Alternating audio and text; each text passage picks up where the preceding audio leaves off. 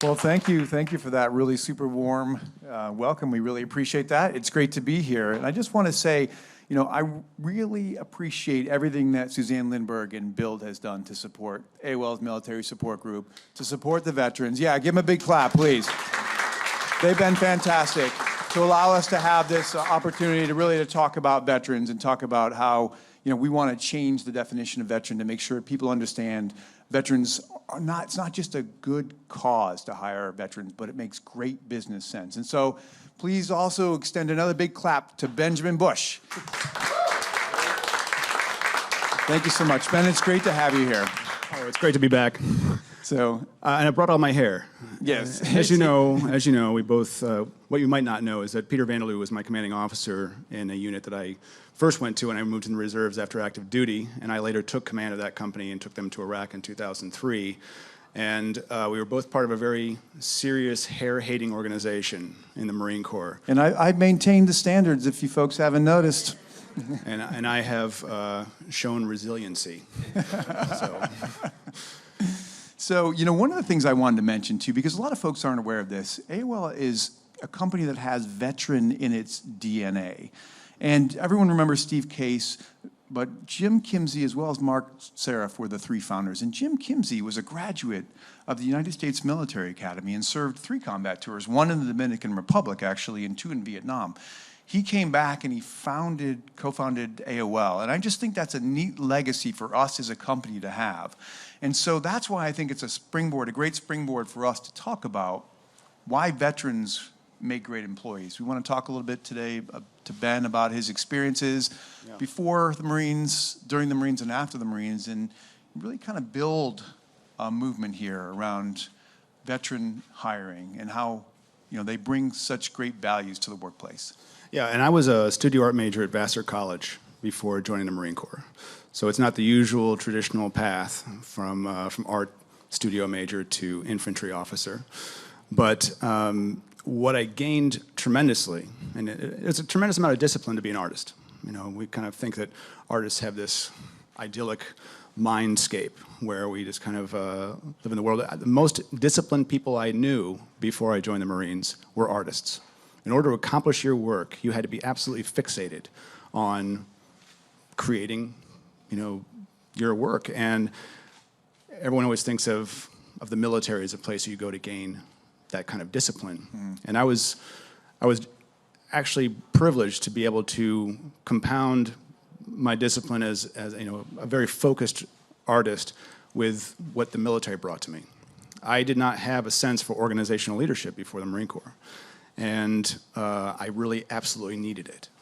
When I went out of the Marine Corps initially and started making independent movies, the first thing that I needed most was to be able to gather a number of disparate artists under one vision and be able to clearly articulate what that vision was to a whole number of people who had very different backgrounds. And it was because of the military that I was able to do that. I was able to make units. I was able to create you know, teams, which is something that I hadn't brought with me from school. It was entirely born out of necessity in the military. And I was able to use that very specific type of stewardship in the art world. And I'm grateful every day that I had that experience. And I think really that's a great example of taking what you learned in the military, this leadership aspect, and now applying it back into the non-military workforce. You know, I often call military leadership a MBA, because really you go through a process that does train you in such key aspects of leadership. One of the examples in your book, Dust to Dust, and we talked about this a little bit, was when you had to show some leadership, when you were in Iraq, and there was a big issue around water. Can you tell us a little bit about that and how you used your military leadership there? Yeah, oddly enough, we were not really prepared for what we ended up doing, which of course was civil military leadership, creating what we called democracy, but really what it was simple engineering as well as community building. And I found myself as a provisional military mayor of these very small towns along the Iranian border, and they'd never seen an American, and I'd never been in charge of a town, and there wasn't really a form for that. There wasn't a class for it. This is 2003. We were there to invade and to put down an army. And suddenly we found ourselves charged with entire communities, which were now dependent entirely on our authority to progress. And so, once again, I was grateful for the fact that the guidance was do the best things possible to advance this small society toward a more free sense of democracy, a participatory government. And the first problem I really had during a time when I had a terrible fever was Saddam's wife, Sajida, had, by the locals' account, taken land and had sealed up a aqueduct, cut off the water, was siphoning it out for a farm. And it was the first decision the town was going to make. I wanted the elders to get together and come up with a solution. I didn't want to puppet them. I didn't want to create a dependency upon me when they could create their own solutions to these things, because obviously we were going to turn their country over to them. So I found myself in this meeting where I looked around, and there were hundreds and hundreds of Iraqis who had come for this meeting specifically because it was such a hot point for them. Now there was no longer Saddam in charge. Now they could make this call to close this pipe. And it was probably the only moment that I felt truly part of a new movement, truly that I was accessory to change in a positive way. And they voted for the first time to close the pipe. It looked to me as if I could grant authority, which I really didn't have. But because there was no other authority, they gave it to me, and I gave it back to them. And they closed the pipe, and I kind of drove off into the night. But the strange part about that moment was that at the beginning of the meeting, a child brought a note which said, as it was passed down the group of elders and read and closed and continued to be passed along until it reached my interpreter, that I was going to be killed that night by Saddam's Fahideen. And it was an assassination note. As soon as I left, I really did anticipate being killed. It was just one of those feelings you get because you've been given warning. And even though my Marines were as prepared as they could be, I like to believe that the reason I wasn't is because the town didn't want me to be. That somehow we had a relationship. And that was all born out of me just trying to figure out how to run a town and allow a town to run itself in the early moments of Iraq. And I think that's great too, because I think for me, one of the things that story does is it shows how the military gives you the foundation of leadership. And here, as I interpreted the story, you had people who had identified an issue to you and came to you for a solution. And what you were able to do is actually turn it back to them and help them realize they had the solution. That's key team building kind of leadership that empowered them. And that kind of leadership works so well in the workplace because, as we all know, the folks who are doing the work knows what the issues are, and they just want to make sure that the bosses can give them approval to get it done. And so I think that story says so much about how, people often think of lockstep in military leadership, and there's a lot of flexibility.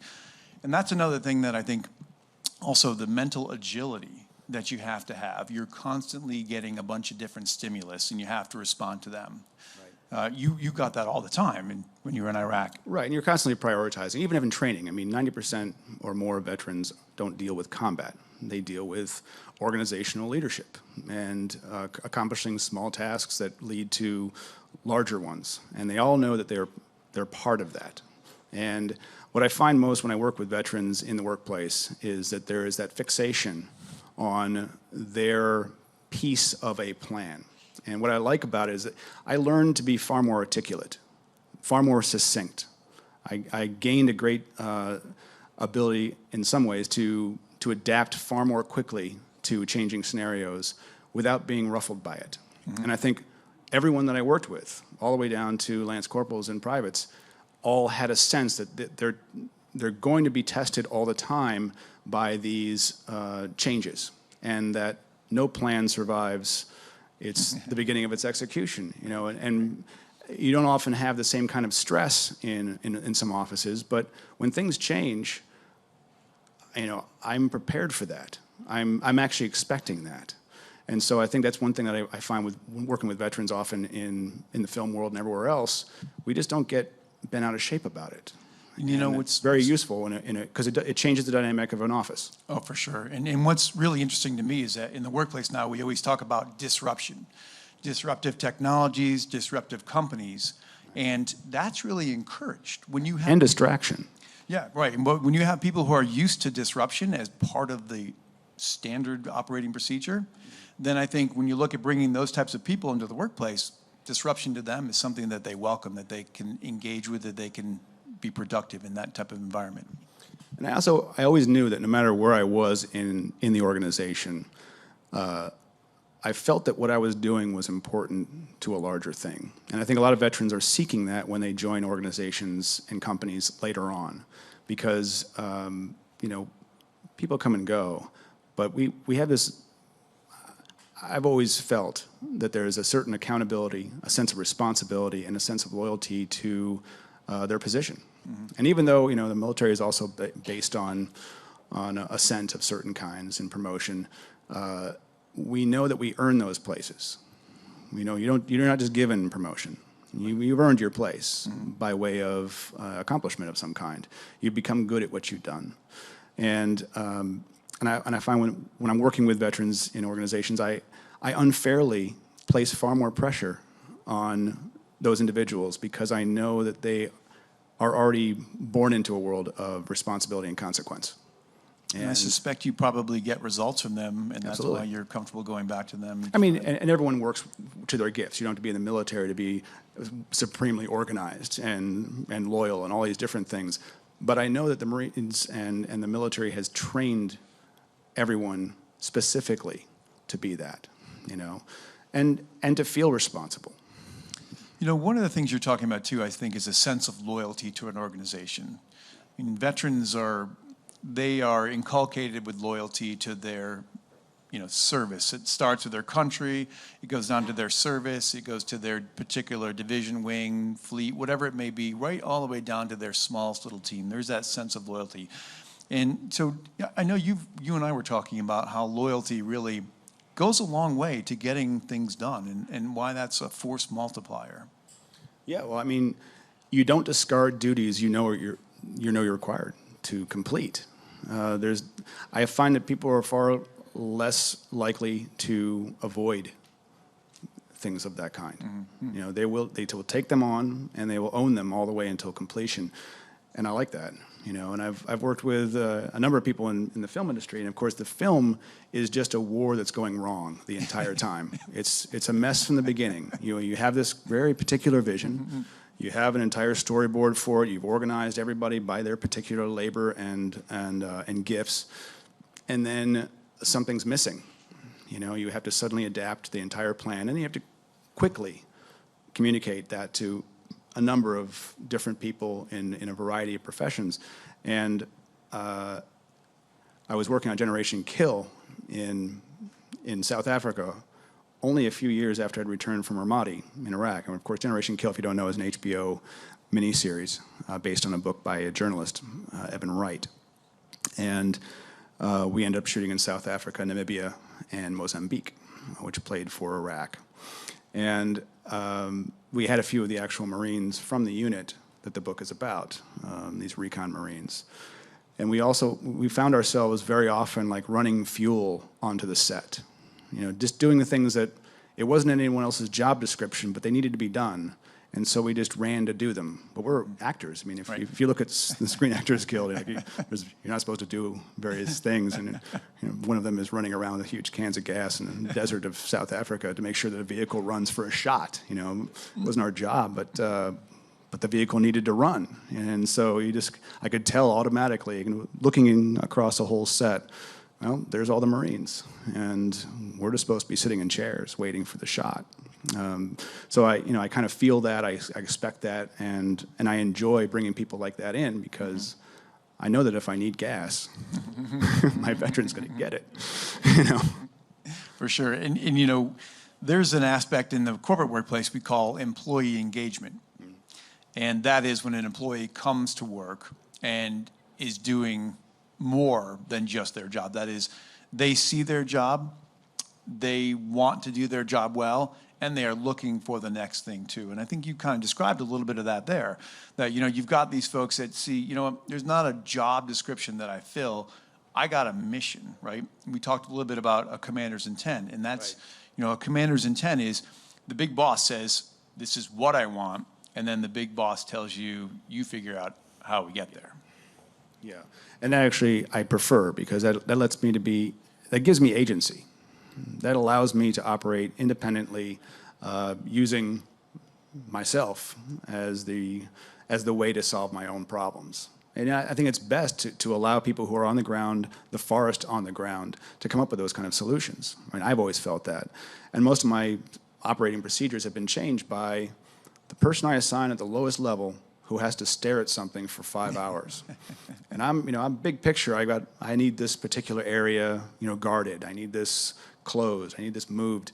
But the person who actually has to execute that mission is going to find the easiest way to do it. It's going to find a new way to make something which is, in my mind, a small detail, far more effective.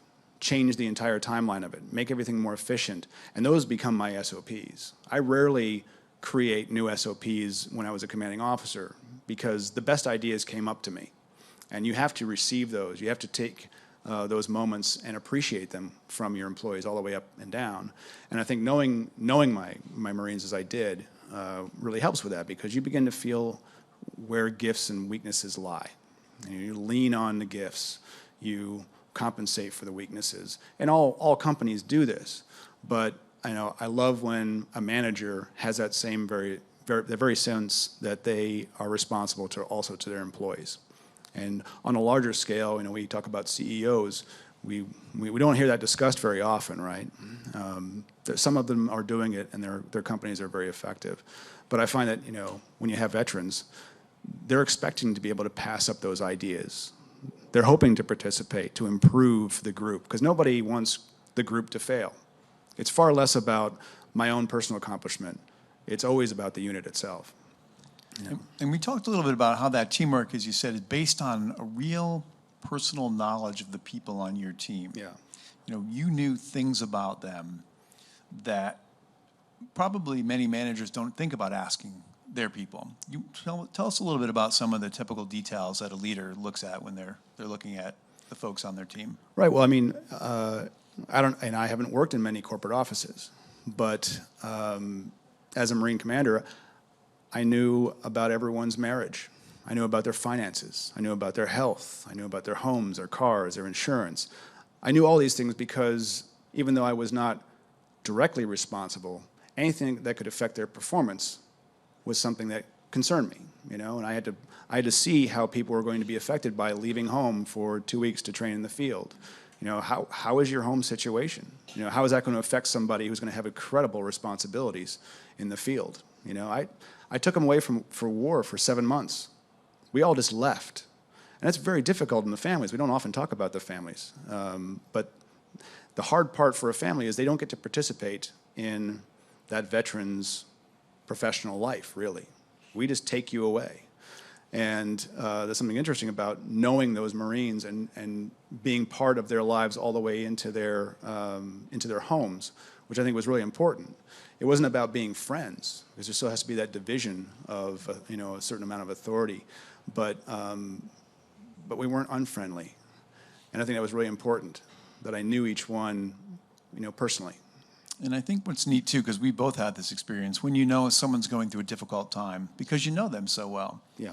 If the circumstances allow it, you give them a job maybe that lets them accommodate whatever that difficulty is in their life. Right. Knowing that you're building this loyalty, right? Because you've given something and you know that you will get it back. So you may put the person to the side a little bit, or you not expect maybe as much for a short period of time, knowing that you'll get even more when they come back and they're ready to perform. Right. And, going into the film world, I just recreated a unit. I tried to recreate the platoons that I'd been a lieutenant in, that I'd had a good staff sergeant for, and all the pieces of many of the companies that we work in are still formed with an executive officer, with a commanding officer, with all these different division heads, section heads. Everyone has a very particular skill, idiosyncratic skill sometimes. And, with film, I have an assistant director and me, and then everybody else is an artist, doing a particular thing. And I still remember one day on set shooting a film called Sympathetic Details in Baltimore, and I used all my friends from The Wire because I trusted them, and I knew that their work was solid. And I set up this long tracking shot for a shootout. I thought it was going to be this brilliant move, right? It's like 100 feet of track. The camera is going to move the entire time, tracking two people chasing each other through a forest shooting. And I cut out little holes in the bushes so you have them appear and disappear. It was gorgeous. And it took 4 hours to set up and shoot. And it was raining, and everything looked wonderful. And the director of photography that I had for the day had to leave. So he replaced himself with another director of photography with less experience, but wonderful. Because he had to take a job doing a commercial, which paid much better. And I said, hey, listen, I'm not going to compete for your welfare. So he walked away, but he came back because he felt responsible to the set, and he wanted to see how the shot went. He got off early from the commercial, and we'd shot it, and he got to see it on the replay, and he said, wow, that's a beautiful shot. I said, yeah, it really is. He said, you know what you could have done? You could have just put the camera on a tripod, had them run at the same distance from camera in a circle, and it would have taken you 5 minutes to set it up and 5 minutes to shoot it. I was like, yeah, I guess we could have done that. And that's that kind of thing where you use your experience to not be right all the time. Take in those pieces of information and become bigger and better. And that came all the way up from different things. I've learned film. I didn't go to film school. I've learned it from filmmakers because I listen to them, because I look at what they do and try to capture what my Lance corporals used to teach me about being, a unit. So I'm always reproducing that. I'm always trying to reinvigorate every group that I'm in, and mostly because I'm a veteran. I've done this. And I don't want to overpower a group by showing them the way, but I want to integrate myself usefully into each group, and I try. And that brings me to another interesting point too, right? The military is extremely diverse. You were telling me a story about your team when you were in the civil affairs group. Right. And, that diversity as present is also appreciated. So share that with us if you would, these are hard times religiously, ethnically, with diversity throughout this entire country. We were formed on diversity. And at the same time, we are embroiled in a whole bunch of contests right now, which are dividing us further and further into camps. And my team, my senior sergeant was this fantastic black Marine from Baltimore area. And, my next in charge was second-generation Mexican from California.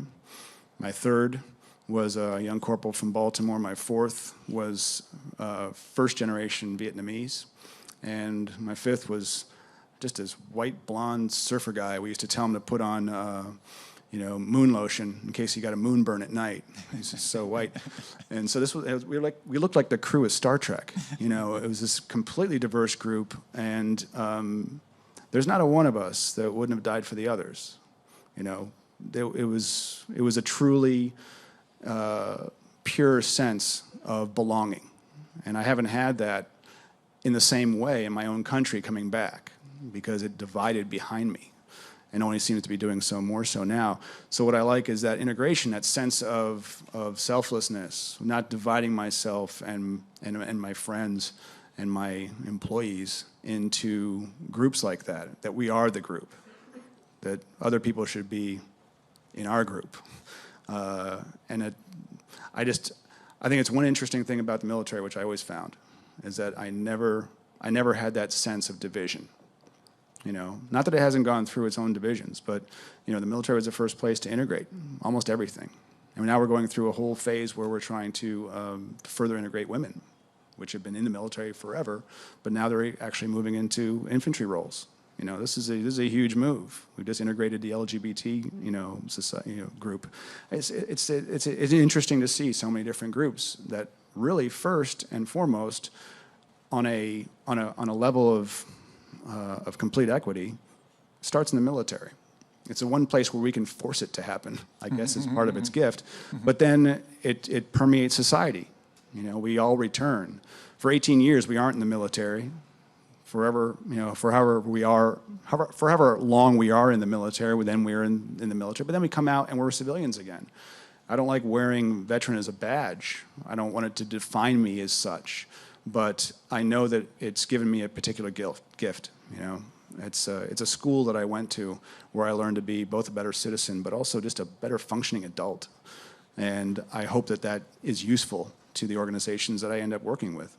And what's that old line? You know, it doesn't matter what color you were, now you're all green. Yeah. Right? That kind of encapsulates the military thinking on diversity. Like, you are a team, and the most important thing is that you're part of the team. Right. You know, another aspect about diversity we talked about too is, you know, you went to diverse places. You dealt with diverse cultures and diverse religions and diverse circumstances that a lot of folks, you know, don't necessarily have, but here you are because of your military experience. You can now bring these things back and understand these cultures. You know, as we become more of a global economy, right, and we seek to make sure that what we are creating in one country works in another country, it's nice to have veterans who've had experiences, you know, in these other countries. Yeah, and a lot of people are unsettled by being thrown into an entirely new culture. We're day one, you know, everyone who joins the military has to leave home, has to go to a training base, has to then go to a school base, has to then go to a final assignment. So within the first year, they've all moved 4 times. And that takes everyone completely out of a comfort zone if they're not used to movement. And I think it's a great way to actually diversify a person's sense of place. You know, because it's unsettling to be moved around.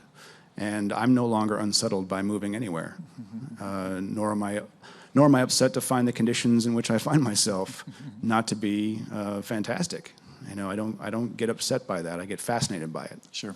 And it's created a better awareness that I have of my own environment when I go to new places.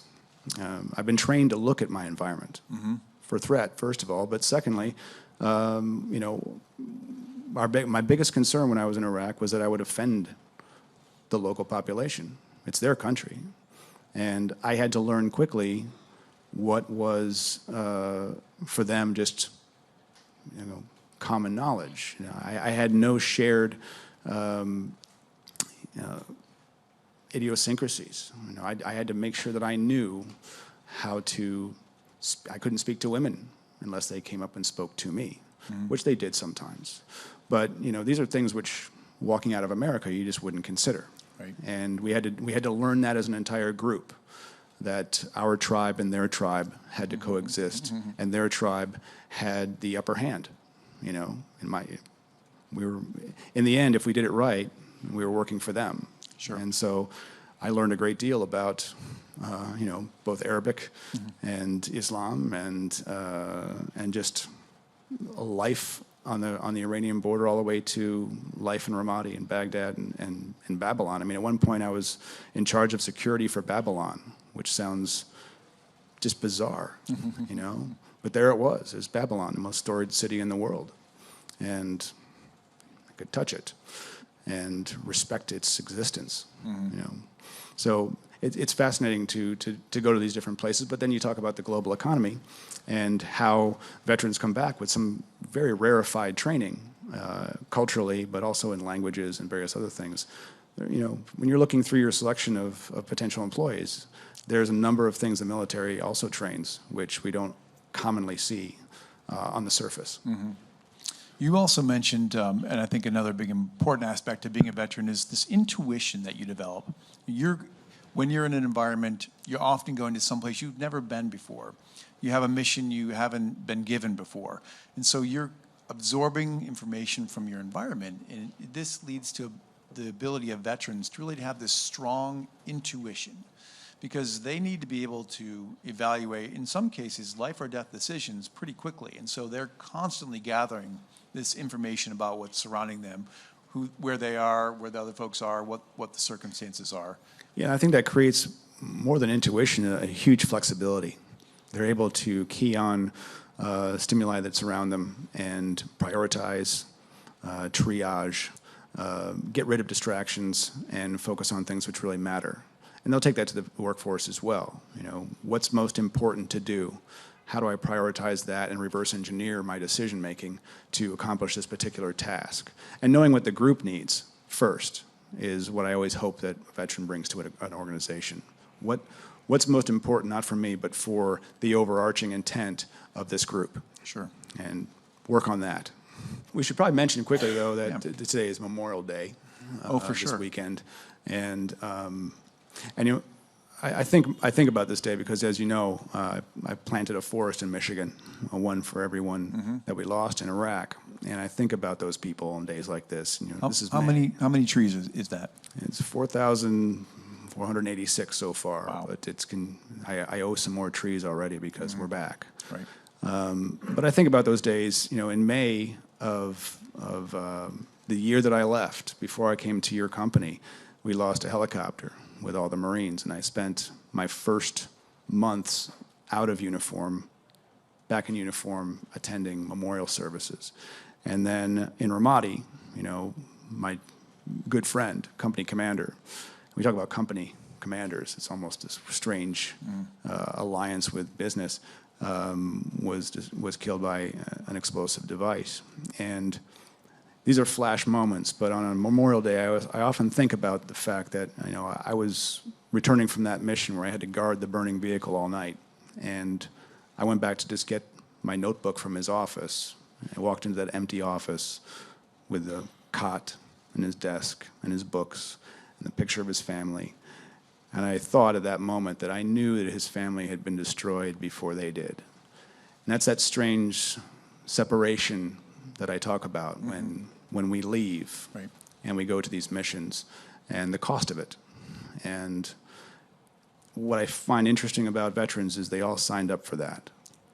So when you bring someone into your organization, you're bringing some heavy thinking and that loyalty that permeates. We were talking about a veteran's kind of sense of self. That's all compounded in there. Days like this. And you left me with a quote when we were chatting earlier that just sticks in my mind. And I think it encapsulates the veteran experience really well, and I'd like to end with it. It was this experience that you gain in the military is so valuable that you're willing to risk your life for it. So thank you, Ben, for your time. It was great to chat with you. Thank you for coming today. Thank you for being part of our Memorial Day, our military support group, and our build experience. Thank you all.